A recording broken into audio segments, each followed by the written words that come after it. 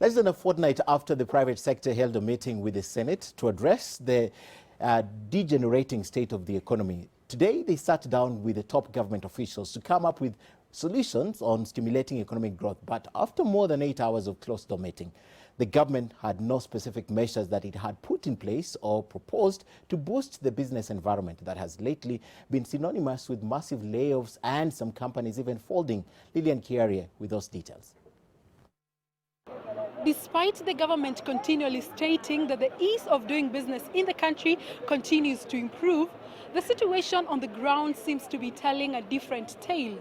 From massive job losses to companies closing shops and other companies issuing profit warnings at the Nairobi Securities Exchange, the economic growth in the country seems to be of major concern.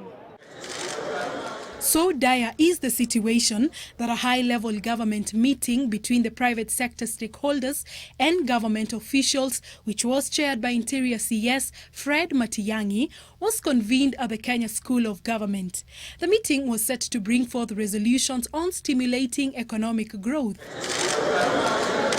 After close to 8 hours, the closed-door meeting came to an end, but both the government and private sector neither disclosed the resolutions they had come up with, nor the action plans and timeframes they had committed to take to create a conducive business environment. They instead grazed on the issues ailing the sector and gave a blanket statement committing to look into these issues. We have spent quite some time looking at the regulatory ecosystem in the country because business has raised very substantive questions about the bureaucracy around regulation and how it is strangling business.